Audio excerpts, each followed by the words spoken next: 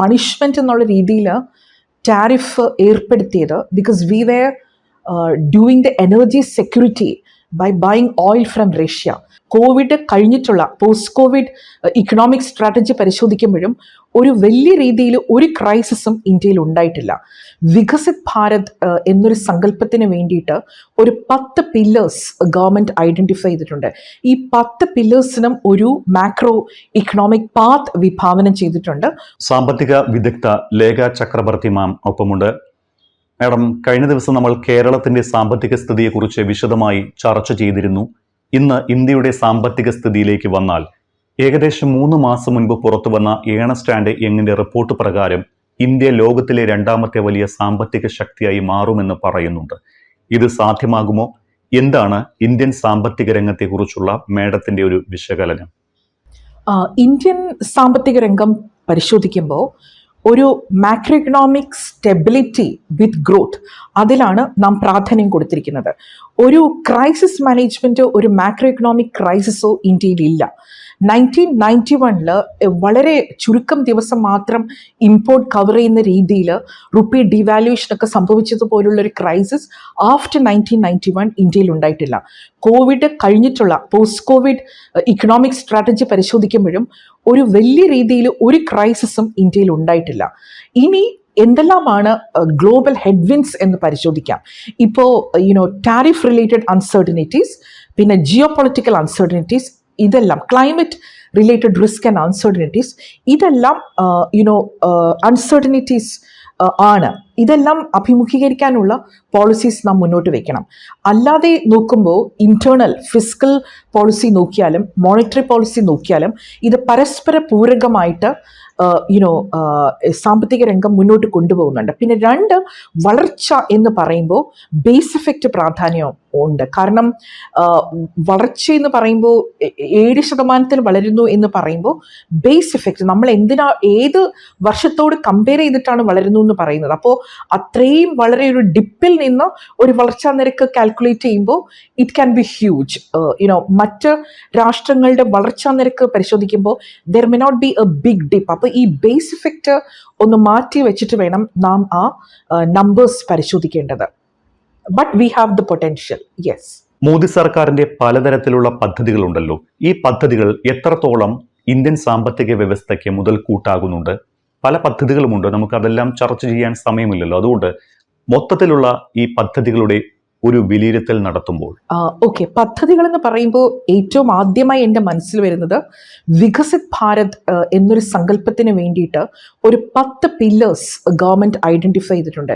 ഈ 10 പില്ലേഴ്സിനും ഒരു macro economic path വിഭാവനം ചെയ്തിട്ടുണ്ട്. ഒരു ഔട്ട്കം റിലേറ്റഡ് ഇൻഡെക്സ് വിഭാവനം ചെയ്തിട്ടുണ്ട്.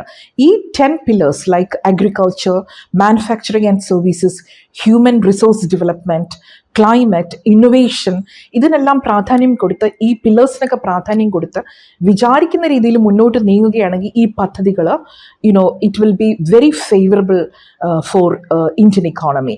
പക്ഷേ ഇതിൽ ഒരു ഘടകം പരിശോധിക്കാം, ദാറ്റ് ഈസ് ഇന്നൊവേഷൻ. ഇത്തവണ നോബൽ സമ്മാനവും കിട്ടിയത് culture of growth, that is based on innovation. അപ്പോൾ ഇന്നൊവേഷന് പ്രാധാന്യം കൊടുക്കുന്ന ഒരു economic growth strategy we have to do that, because when I was talking to you about the Kerala module, I missed this component of innovation and knowledge economy. അതിൽ knowledge ഇക്കോണമിയിൽ അധിഷ്ഠിതമായിട്ടുള്ള ഇന്നൊവേഷനിൽ അധിഷ്ഠിതമായിട്ടുള്ള ഒരു culture of growth, that is very important for Kerala economy as well. Modi സർക്കാരിന്റെ ഈ പദ്ധതികളെ കുറിച്ച് പറയുമ്പോൾ തന്നെ സർക്കാരിന്റെ പല ഡാറ്റകളും ഊതിപ്പെരിപ്പിച്ചതാണ് എന്ന വിമർശനം ഉയരുന്നുണ്ട്. അത് എത്രത്തോളം ശരിയാണ്? മാഡം അതിൽ വിശ്വസിക്കുന്നുണ്ടോ? Your question about data, that is very important. കാരണം മറ്റു രാഷ്ട്രങ്ങളെ അപേക്ഷിച്ച് ഡേറ്റ ദാറ്റ് ഓതൻറ്റിസിറ്റി ഉള്ള ഒരു രാജ്യമാണ് ഇന്ത്യ. അപ്പോൾ ഈ ഇടയ്ക്ക് ഇപ്പോൾ പരിശോധിക്കുകയാണെങ്കിൽ പല കൺസ്യൂമർ സർവേ അല്ലെങ്കിൽ സെൻസസ്, പല data, it is coming very delayed, and the frequency of data is getting affected. For instance, employment, we don't have a very good data set for employment. അതുപോലെ inequality, poverty, multidimensional poverty, ഇതിനെല്ലാം ഒരു high frequency അല്ലെങ്കിൽ regular ഇൻ്റർവെൽസിലുള്ള data ഉണ്ടെങ്കിൽ മാത്രമേ നമുക്ക് outcome മനസ്സിലാക്കാൻ പറ്റുകയുള്ളൂ. അപ്പോൾ ഒരു എംപിരിക്കൽ എവിഡൻസ് അല്ലെങ്കിൽ ഒരു എവിഡൻസ് ബേസ്ഡ് പോളിസി മേക്കിങ്ങിന് ഡേറ്റ വളരെ പ്രാധാന്യമുണ്ട്. അപ്പോൾ ഇപ്പോൾ ഡേറ്റ ഫണ്ടമെൻ്റലിസം അത് ഒരു വലിയ പ്രശ്നമായിട്ട് മാറിയിരിക്കുകയാണ്. ചില ഡേറ്റ ഒന്നും റിലീസ്ഡ് ആവുന്നില്ല. പക്ഷെ അറ്റ് ദ സെയിം ടൈം മോസ്പി they are blowing up lot of new surveys and I'm working with the think tank of Ministry of Finance. അപ്പോൾ മോസ്പി ഇപ്പോൾ വളരെ പ്രാധാന്യത്തോടു കൂടി Ministry of Statistics and Programme Implementation വളരെ പ്രാധാന്യത്തോടു കൂടി ഡേറ്റ സെറ്റ്സ് ബിൽഡ് ചെയ്യാനുള്ള പല ഘടകങ്ങളും മുന്നോട്ട് വെച്ചിരിക്കുകയാണ്. അപ്പോൾ we are hopeful, but there are issues related to data because പല ഡേറ്റയും ഇന്ന് അവൈലബിൾ അല്ല to understand the relationship between the policy and its impact. അടുത്തിടെ ഇന്ത്യക്ക് ഏറ്റവും വലിയ തിരിച്ചടി കിട്ടിയത് അമേരിക്ക ഏർപ്പെടുത്തിയ ഇരട്ട തീരുവയിലൂടെയാണ്. ഈ തീരുവ ഭൂതത്തിൽ നിന്ന് ഇന്ത്യ എങ്ങനെ പുറത്തു കടക്കും? ഇപ്പോൾ സർക്കാർ നടത്തുന്ന ശ്രമങ്ങൾ എത്രത്തോളം വിജയം കാണുന്നുണ്ട്? Tariff, it's not about the trade. Trump's tariff is more about economic diplomacy. കാരണം നമുക്ക് ആ ഒരു പണിഷ്മെന്റ് എന്നുള്ള രീതിയിൽ ടാരിഫ് ഏർപ്പെടുത്തിയത് because we were doing the energy security by buying oil from Russia.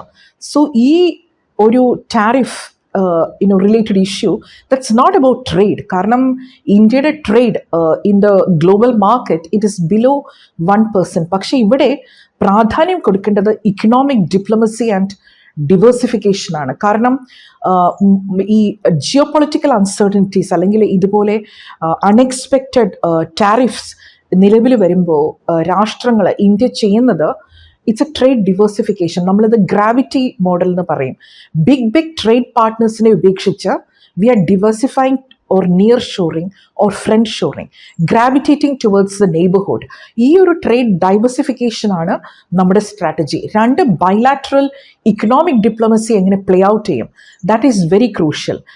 So ഈ രണ്ട് ഘടകങ്ങളും നമുക്ക് ടാക്കിൾ ചെയ്യാൻ പറ്റുമെങ്കിൽ there is no systemic impact of Trump tariff on India, but sectoral impact സംഭവിക്കും. ബിക്കോസ് ചില സെക്ടേഴ്സൊക്കെ വളരെയധികം അഫക്റ്റഡ് ആണ്. അപ്പോൾ ആ സെക്ടേഴ്സിന് ഇന്ത്യൻ ഗവൺമെൻറ് എങ്ങനെയാണ് പ്രൊട്ടക്റ്റ് ചെയ്യുന്നതെന്ന് അനുസരിച്ചിരിക്കും the way we are tackling it. Fiscal and monetary policies are equally crucial, but GST too, that is not completely neutralizing the negative impact of trade tariff, but internal policies are very important. ലോകത്തെ തന്നെ പിടിമുറുക്കുന്ന ഒരു സാമ്പത്തിക മാന്ദ്യം വരാനിരിക്കുന്നു എന്ന റിപ്പോർട്ടുകൾ വരുന്നുണ്ട്. IMFന്റെ ഈ report പ്രകാരം 1/3 രാജ്യങ്ങളും സാമ്പത്തിക മാന്ദ്യത്തിന്റെ പിടിയിൽ അമരുമെന്നാണ് പറയുന്നത്. അത് ഇന്ത്യയെ ബാധിക്കില്ല എന്നുകൂടി IMFന്റെ റിപ്പോർട്ടിലുണ്ട്. ഇന്ത്യക്ക് അത് എങ്ങനെയാണ് സാധ്യമാകുന്നത്? അത്രത്തോളം ശക്തമായോ നമ്മുടെ ഇന്ത്യൻ സമ്പദ് വ്യവസ്ഥ? Recession is going to be a reality. പക്ഷേ ഈ post Covid fiscal and monetary strategy പരിശോധിക്കുമ്പോൾ ഇന്ത്യയിൽ that coordination is working out very well.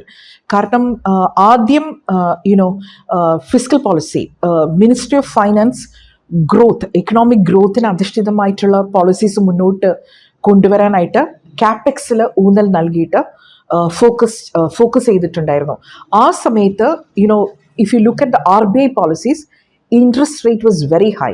കാരണം ഇൻട്രസ്റ്റ് റേറ്റ് അന്ന് ഹൈ ആയിട്ട് നിർത്തിയിരുന്നത് നമ്മുടെ ഹോട്ട് മണി ക്യാപിറ്റൽ ഫ്ലൈറ്റ് ഉണ്ടാകാതിരിക്കാനും ഇൻഫ്ലേഷൻ കണ്ടെയ്ൻ ചെയ്യാനുമായിരുന്നു.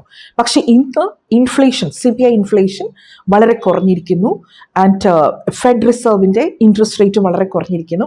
ഈ ഒരു സാഹചര്യത്തിൽ may be in the next time അവർ സ്റ്റാറ്റസ് കോ നിലനിർത്താതെ interest rate they may reduce.